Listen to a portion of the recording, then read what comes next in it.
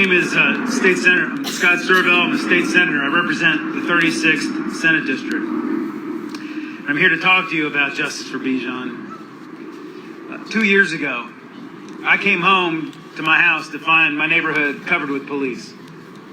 You see, I live 50 yards from where Bijan drove that night.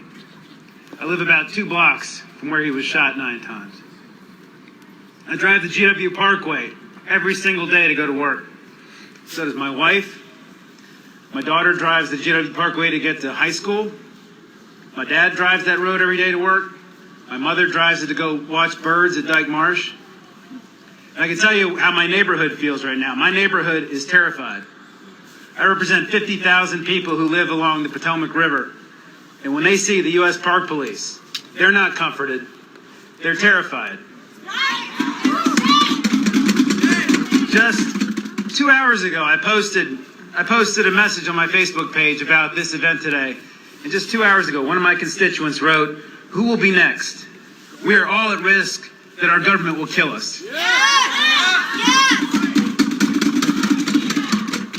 Oh, Bijan.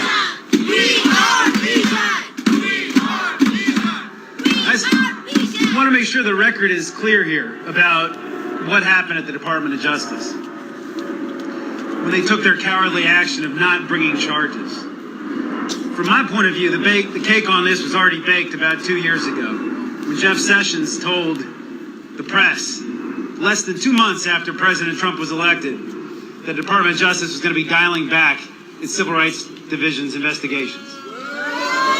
It was only 10 months ago they confirmed publicly that they were not going to be entering any more consent memos with police departments. From my point of view, the cake on this was baked. This investigation, the interviews, everything that was done, it was simply to cover their butt, but it was never to bring any charges.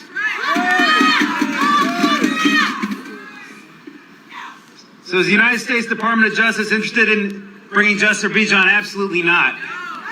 From my perspective, does our president, does our government, does the Department of Justice today stand for transparency? Absolutely not. The transparency they provided this family is about as much transparency as you get out of Putin or Kim Jong-un. It's not what we stand for in this country. Is this party that talks this big game about standing with crime victims, do they stand with crime victims? Absolutely not. They stand with murderers. Do they stand with police? No, they stand with murderers. They don't stand with the good cops. They're standing with bad cops. 2 years. It took 2 years to give no answer. And I just want you all to think for a second. If it was Officer Vineyard or Amaya that got shot, either one of them got shot, not even killed, just shot that night, would it take 2 years to get them justice? No, somebody would have been charged the very next day. They'd be on their second round of appeals right now because justice would have been brought so fast. But if you're hurt by the government, you never get justice. That's what's going on here. So how can we bring justice for Bijan? First, we need to support his family as they seek their justice in civil court, because the civil court will get them justice.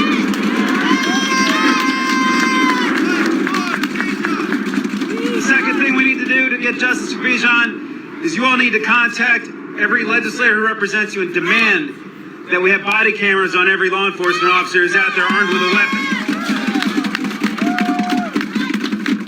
Because just imagine, if Fairfax County had not had those dash cameras, not body cameras, dash cameras on those cars, we would never even have gotten this far.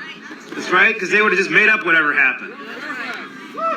The last thing is you all need to reach out to the Fairfax County, the new Fairfax County prosecutor, and I think even the Attorney General, and demand that they use their authorities to look into this matter to make sure that criminal justice does not end with the DOJ, but the state looks at it as well. And that is when we will truly get justice for Bijan. Thank you.